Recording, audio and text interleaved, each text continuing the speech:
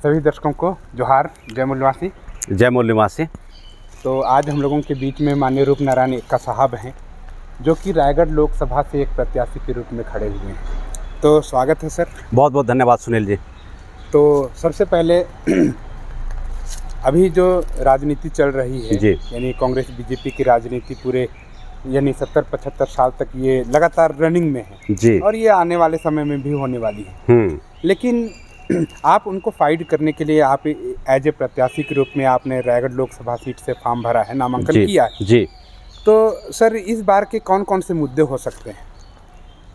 हमारी पार्टी के जो मुद्दे हैं ना सर, संविधान के अंदर में जितना भी अधिकार मिले हुए हैं और मौलिक अधिकार मिले हुए हैं, ये तमाम अधिकारों को नागरिकों के लिए, सभी नागरिकों के लिए समान रूप से अक्षरशः लागू करना, ये हमारा मुद्दा है। और हमारी जो घोषणा पत्र है उसमें 40 मुद्दे लगाए हुए हैं। लेकिन हमारी पूरी प्लानिंग है कि बाबा साहब अम्बेडकर ने जो संविधान लिखा और उस संविधान में हमारे तमाम नागरिकों के लिए जो उन्होंने अधिकार दिए, हक अधिकार दिए, तो वो अभी भी कांग्रेस और भाजपा ने अमल में नहीं ला पाया, तो हम तमाम चीज़ों को अमल में लाएंगे। ये हमारा मुख्य उद्देश्य है। तो अभी जो राजनीति चल रही है, इस राजनीति में हम लोग देखते हैं कि जैसे फर्स्ट फेज का चुनाव गुजर गया, सेकंड फेज का चुनाव गुजर गया, थर्ड फेज का चुनाव गुजर गया, तो ये लगातार जो फेज बाय फेज हम लोगों का चुनाव होते जा रहे हैं जी। और शुरू में जैसा कि माननीय नरेंद्र मोदी जो कि प्रधानमंत्री हैं, यानी भूतपूर्व प्रधानमंत्री जिसको बोलें, तो उनके द्वारा लगातार यानी सभा संबोधन किया जा रहा था। उस समय उन्होंने कहा अब की बार 400 पार। तो क्या इस बार 400 पार होने वाली है? नहीं, ऐसा बिल्कुल नहीं लगता है, क्योंकि जनता का जो रुझान आप देखेंगे है ना, तो जगह जगह आप देखेंगे कि बीजेपी के कार्यकर्ताओं को कूटा जा रहा है, मारा जा रहा है ना। बहुत सारे जगह के सभाओं में आप देखेंगे कुर्सियां खाली पड़ रही है ना। तो उन लोग बहुत सारे अभी सोशल मीडिया के माध्यम से, न्यूज़ के माध्यम से समझ में आ रहा है कि इन्होंने नरेंद्र मोदी पिछले 10 सालों में सिर्फ जुमलेबाजी किया, अखबार उसको बहुत बड़ा नेता बताया, बहुत बड़ा प्रधानमंत्री बताया। लेकिन अब आप खुद भी 10 साल में उनके कार्यों की समीक्षा करेंगे तो आप ये पाएंगे काम 0/0 है। उन्होंने बोला था किसानों की आमदनी बढ़ाएंगे, हकीकत में देखो 10 सालों में किसानों की हालत बद से बदतर हो गया। युवाओं के लिए बोला था 3 करोड़ से ऊपर का रोजगार हर साल लाएंगे। उन्होंने रेलवे को निजीकरण के साथ पूरा बेच मारा, BSNL को पूरा बेच दिया। तो वो असल में देखा जाए रियलिटी में जो है, तो उनका काम 0/0 है। और मैं तमाम हमारे रायगढ़ के जो लोकसभा के हमारे जितने भी जो नागरिक हैं, जनता हैं, वोटर्स हैं, उनको मैं कहना चाहूँगा कि कम से कम आप ऐसे नेता को तो मत चुनिए जो आपका सत्यानाश करने में तुला हुआ हो। तो मैं आपसे ये क्वेश्चन करना चाहूँगा, जैसा कि ये जो बीजेपी की सरकार है, बीजेपी की सरकार को अभी पूंजीपतियों की सरकार ऐसा कहा जा रहा है। तो वास्तविक जो मुद्दा है या जो बात है वो क्या है सर? क्या सही में ये पूंजीपति? बिल्कुल आप सही कह रहे हैं सुनील जी, ये पूंजीपतियों की सरकार है। देखिए अभी आपको एक आंकड़ा बताऊंगा, उस आंकड़ा के अकॉर्डिंग आपको समझ में आएगा मामला। अभी देखिए कि 80 करोड़ की जो जनता है वो भूखमरी के कगार पे चली गई, पहुंचा दिया गया। और इस भूखमरी के कगार में पहुंची हुई 80 करोड़ की जो भारत है, 80 करोड़ भूखमरी की जो जनता है, 140 करोड़ की संख्या है, लेकिन जो 80 करोड़ लोगों को भूखमरी के कगार पर पहुंचा दिया गया, उसी 80 करोड़ के भूखमरी की जनता की जो भारत है, वहाँ पे अडानी, अंबानी और बड़े बड़े उद्योगपति हैं, उन लोग को पूरे विश्व के टॉप अमीरों की श्रेणी में आ रहे हैं। यानी कि ऐसा दिखाया जा रहा है अखबार में कि भारत की GDP ग्रोथ कर रही है, ग्रोथ डोमेस्टिक प्रोडक्ट GDP वो ग्रोथ कर रही है, ऐसा दिखाया जा रहा है न्यूज़पेपर के माध्यम से, जिसको गोदी मीडिया बोला जाता है। अखबार में, टीवी में ये दिखाया जा रहा है। हकीकत में क्या है कि 80 करोड़ लोगों की जो आमदनी है इतना डाउन हो गया है कि वो भूखमरी के कगार पे पहुंच गए, है ना। जो वर्ल्ड की जो हंगर इंडेक्स है, आप उसमें आप देखेंगे तो भारत का जो आंकड़ा है बिल्कुल शर्म से पूरा मर जाने वाला आंकड़ा ये नरेंद्र मोदी लेके आए हुए हैं। तो GDP क्या होता है, ग्रोथ डोमेस्टिक प्रोडक्ट क्या होता है कि अगर देश की GDP बढ़ रही है तो प्रति आय आमदनी भी बढ़ती है। यहाँ पे प्रति आय आमदनी डाउन हो गया, व्यक्ति जो आय है वो बढ़ती है। GDP अगर ग्रोथ होता है, न्यूज़पेपर में क्या बोला जाता है, ग्रोथ हो रहा है, और हकीकत में क्या है, 80 करोड़ लोग नीचे चले गए, गरीबी रेखा से नीचे चले गए। तो ये आंकड़ा आप लोगों को समझने के लिए बहुत बड़ा एक इंडिकेशन है, बहुत बड़ा संकेत है कि ये जो नरेंद्र मोदी है, ये जो कांग्रेस की जो पार्टी है और भाजपा की पार्टी है, ये आप नागरिकों के साथ में ठगी का काम किया जा रहा है, ठगी करने का काम किया जा रहा है। अभी भी वक्त है, समझ जाइए। तो यानी यहाँ पर एक चीज़ और सामने जो खुल करके सामने आ रही है जी। अभी जो बीजेपी की सरकार है, उसके द्वारा ED लगा करके, CBI लगा करके, यानी लोगों को जो ऑफिस है या घर हैं उन पर वो छापा लगवाते हैं और वहाँ पर जो जितने भी ब्लैक मनी होते हैं उस ब्लैक मनी को बीजेपी को डोनेशन जब किया जाता है तो वो जो ब्लैक मनी हो सफ़ेद हो जाता है। तो ये जो पूरा मामला है ये हम लोगों का इलेक्टोरल बॉन्ड के माध्यम से उसको यानी बीजेपी को दिया जा रहा है। तो इस संबंध में आप क्या कहना चाहेंगे? इस संबंध में मैं ये कहना चाहता हूँ जो इलेक्टोरल जो बॉन्ड है ये दुनिया का सबसे बड़ा घोटाला है और तमाम उद्योगपतियों को है ना और समस्त जो आपका जो संस्था है उसमें दबाव बना के ईडी लगा के उसके ऊपर दबाव डाल के उनके माध्यम से ज़बरदस्ती पैसा निकाला गया जिसको इलेक्टोरल बॉन्ड का नाम दिया गया है। और बीजेपी ये पूरे के पूरे पैसे को इस चुनाव में वो खर्च कर रही है और वो चुनाव को प्रभावित करने के उद्देश्य से उन्होंने हज़ारों करोड़ रुपए इकट्ठा करने का काम किया है। और ये तमाम नागरिकों को इस बात को समझना चाहिए, जानना चाहिए कि जो भारतीय जनता पार्टी है वो घोटालाबाज सरकार है, वो आपको बर्बाद करने के लिए ऐसा काम कर रही है। आपको सचेत होने की ज़रूरत है, इस बात में भी आपको समझने की ज़रूरत है। तो अभी वर्तमान का जो राजनीति है दूसरी तरफ कांग्रेस है इंडिया गठबंधन के रूप में अभी सामने उभरी हुई है जी। तो इसका जो नेतृत्व कर रहे हैं अभी राहुल गांधी कर रहे हैं और उसके साथ में बहुत सारी पार्टियां हैं। तो वो यानी जब वो इंडिया गठबंधन में आई तो उन्होंने कहा कि हम युवाओं को रोजगार देंगे, फिर उसके बाद में आदिवासियों को उनका खोया हुआ जो अधिकार है उसको देंगे जी। उसके बाद में जाति आधारित जनगणना कराएंगे। ऐसे बहुत सारे मुद्दों को वो हाईलाइट कर रही है। तो कैसे देखते हैं कि वो सारे मुद्दे यानी राहुल गांधी की अगुवाई में जो अभी इंडिया गठबंधन की जो सरकार मान लिया जो बनती है तो क्या लगता है आपको कि वो यानी वो पूरा का पूरा अधिकार हम लोगों को मिलेगा? राहुल गांधी इसके बयान में मैं पूरे नागरिकों को एक चीज़ बताना चाहूँगा। सबसे पहला चीज़ 1992 में कांग्रेस के द्वारा निजीकरण का कानून लाया गया। निजीकरण के तहत समस्त जो सरकारी उपक्रम है उसको प्राइवेटाइजेशन में तब्दील कर दिया। तो प्राइवेटाइजेशन में जब तब्दील कर दिया तो नौकरी कहाँ से उत्पादन करेगा, नौकरी वैकेंसी कहाँ से निकलेगा? ये कांग्रेस ने तो निजीकरण में इसको तब्दील किया है ना। अभी जैसे कांग्रेस ने निजीकरण का कानून बनाया, उसके बाद में जो भाजपा आई सरकार में तो उन्होंने रेलवे को बेच दिया, एयरपोर्ट को उन्होंने बेच दिया, BSNL को बेच दिया, सरकारी हर उपक्रम को तो उन्होंने बेच दिया जिससे सरकारी नौकरी का वैकेंसी निकाला जाता था। तो अभी अभी जो राहुल गांधी है क्या वो अपने घर से लोगों के लिए वैकेंसी निकाल के देंगे क्या?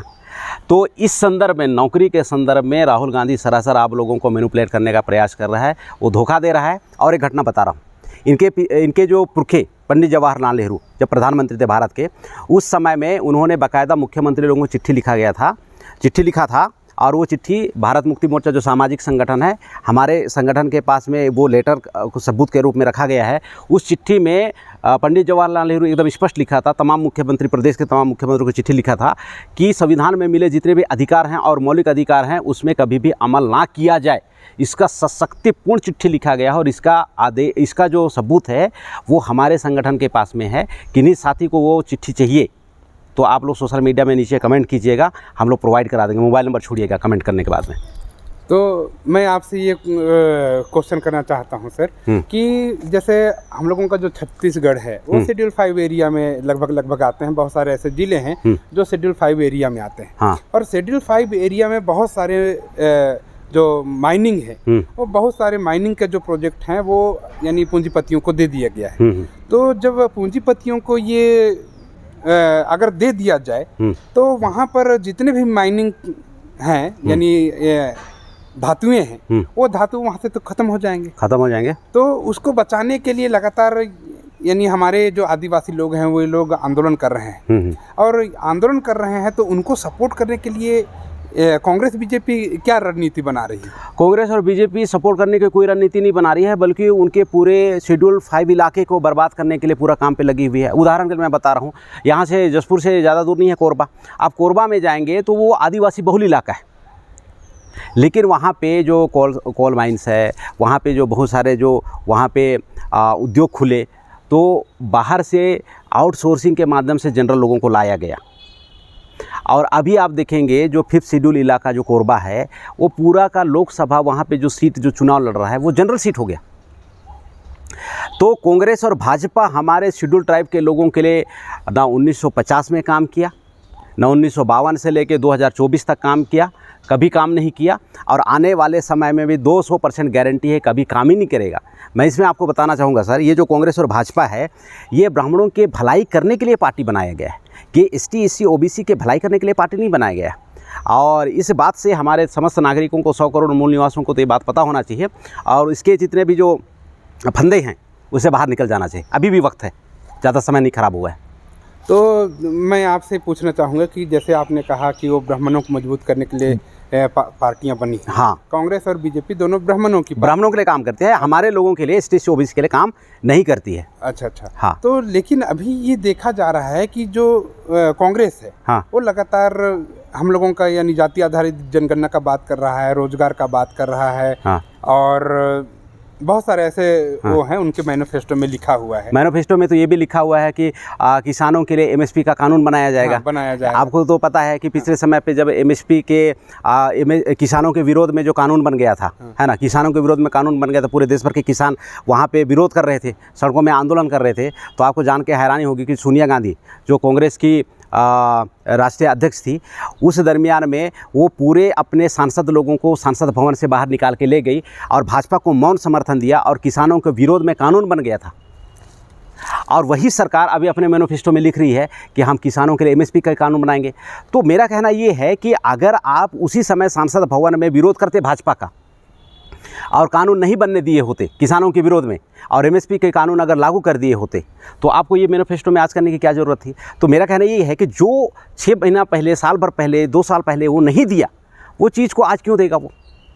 तो इसको नरेंद्र मोदी और जो अमित शाह है, इसको चुनावी जुमला बोलता है कि जुमला है।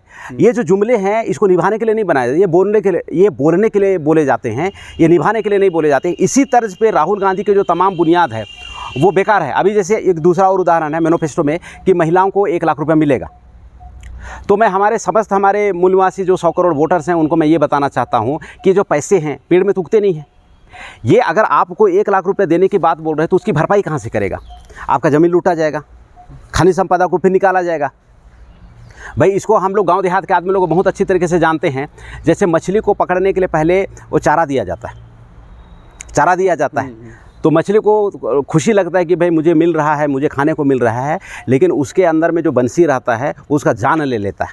तो ये जो 1 लाख रुपये है ना, वो बंसी वाला चारा है। हमारे मूल निवासियों को वोट लेने के लिए बोला जा रहा है कि हम आपके लिए 1 लाख रुपये देंगे, लेकिन यहाँ पे गौर करने वाली बात यह है कि 1 लाख रुपया की भरपाई कैसे किया जाएगा। सरकार के पास में कोई पेड़ तो नहीं है ना पैसे का कि पेड़ लगा लिए 8-10 ठो, उसके बाद में धान तोड़ना शुरू कर दिए। वो पैसा कहाँ रेवेन्यू जनरेट करेगा? खनिज संपदा से। यानी कि राहुल गांधी के तमाम जो वादे हैं, कांग्रेस के जो मैनिफेस्टो हैं, वो आदिवासियों का फिर पांट लेने वाला काम है। फिर जान लेगा वो, क्योंकि हम लोग कारण और परिणाम के सिद्धांतों को तुलना करने के बाद में बातों को रखते हैं। तो मैं आपसे ये क्वेश्चन करना चाहूँगा सर, हाँ। कि अभी वर्तमान में यानी दूसरा फेज चुनाव, यानी दूसरा फेज का जो इलेक्शन है वो कंप्लीट होने के बाद में, यानी हमारे जो प्रधानमंत्री हैं उसका जो बयान है वो चेंज हो गए, और उसके बाद में वो मंगलसूत्र पे उतर गए, हिंदू मुस्लिम पे उतर गए।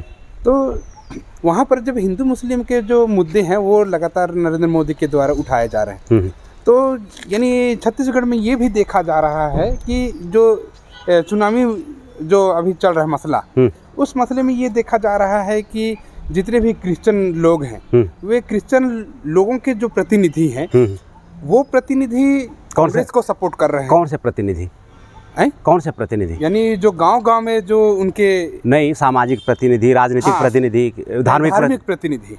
अच्छा, हाँ, धार्मिक प्रतिनिधि। हाँ। धार्मिक प्रतिनिधि के द्वारा ये देखा जा रहा है कि धार्मिक प्रतिनिधि जो हैं, वे जो आम जनता है, आम पब्लिक है, उनको वो कांग्रेस को वोट करने के लिए कह रहे हैं। और यानी जो बीजेपी का वो है नरेंद्र मोदी हैं, नरेंद्र मोदी वो हिंदुओं को मैनिपुलेट करने के लिए वो लगातार बयानबाजी कर रहे हैं। हाँ। तो यहाँ पर एक टाइप का देखा जाए तो यहाँ पर ध्रुवीकरण होता हुआ। हाँ, धार्मिक ध्रुवीकरण किया जा रहा है यहाँ पे। हाँ। तो इसके संबंध में आप क्या कहेंगे? मैं इसके संबंध में कहना चाहता हूँ कि देखिए, संविधान ने आपको पहचान दिया है 801 जो आदिवासी हैं, आप लोगों को अनुसूचित जनजाति के रूप में पहचान दिया है, और जो अनुसूचित जाति के 1800 जाति हैं और 3600 जो 43 जाति हैं, है ना, ये ओबीसी का दिया गया है।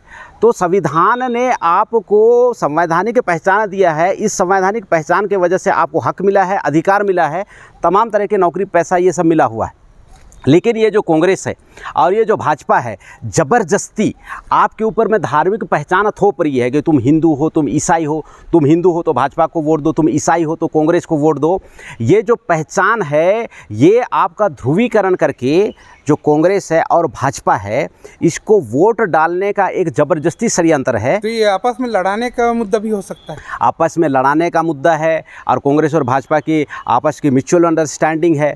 क्योंकि आप लोगों को मैं बताना चाहता हूँ, आपको धर्म के नाम पे कभी भी नौकरी नहीं मिला, धर्म के नाम पे कभी भी किसी तरह का कोई संवैधानिक अधिकार नहीं मिला, तो आप लोग अपनी धार्मिक पहचान को पकड़ के चलने का क्या ज़रूरत है? आप सीधा सी बात है, अपनी आप संवैधानिक पहचान के साथ में आगे बढ़िए, समीक्षा कीजिए कि ये जो कांग्रेस ये जो कांग्रेस और ये जो भाजपा है, ये पिछले 75 सालों में या 74 सालों में हमारे लिए क्या किया।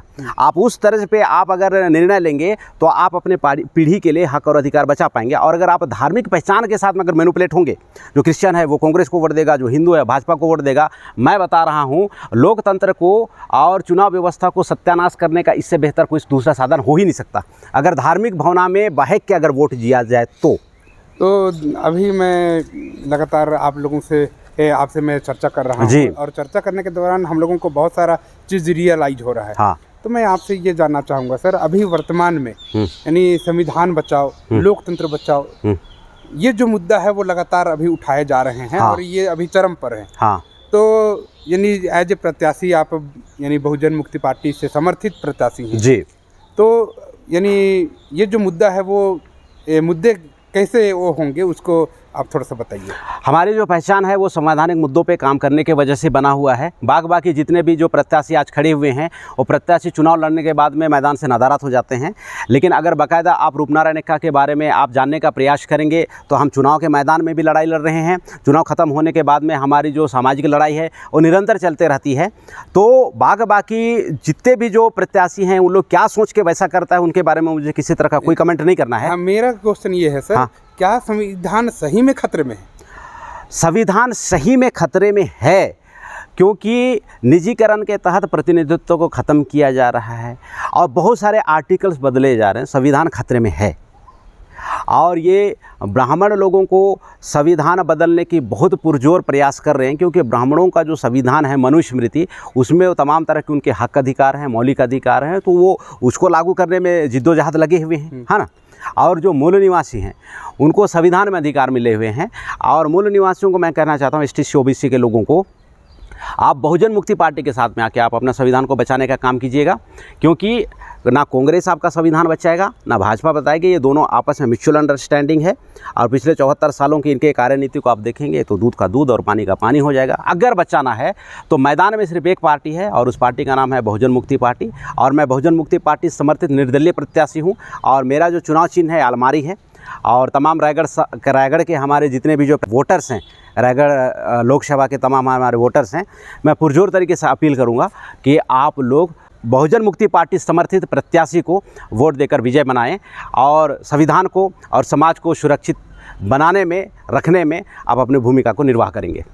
तो मैं बहुत लंबा चौड़ा बात नहीं करूंगा और जैसा कि आपने कहा कि आप माननीय रूपनारायण एक्का जी हैं और रायगढ़ लोकसभा अनुसूचित जनजाति का जो सीट है उस सीट से आप प्रत्याशी के रूप में खड़े हैं और आपका जो सिंबल है वो अलमारी का सिंबल है जी। और क्रम संख्या जो है वो 13 और 13 नंबर का बटन दबा करके माननीय रूपनारायण एक्का जी को आप बहुमतों से यानी जिता करके आप संसद भेजेंगे, ऐसी आशा और उम्मीद करते हुए आज हम लोगों का जो कन्वर्सेशन है, बातचीत है, उसको यहीं पर समाप्त करते हैं। और मैं आप समस्त वोटर्स लोगों को कहना चाहता हूँ, चाहे सांसद की लड़ाई हो या सड़कों की लड़ाई हो, हमारी संगठन निरंतर लड़ रही है और आने वाले समय पे निरंतर इसी तरह आप लोगों के लिए लड़ाई लड़ते हुए देखेंगे। तो आप लोग अपना विवेक का इस्तेमाल कीजिए, क्योंकि लोकतंत्र का जो जान होता है, प्रतिनिधित्व होता है, सही प्रतिनिधि को चुनने में अपना विवेक का इस्तेमाल करें। आप सभी दर्शकों का बहुत बहुत धन्यवाद। नमस्कार। नमस्कार।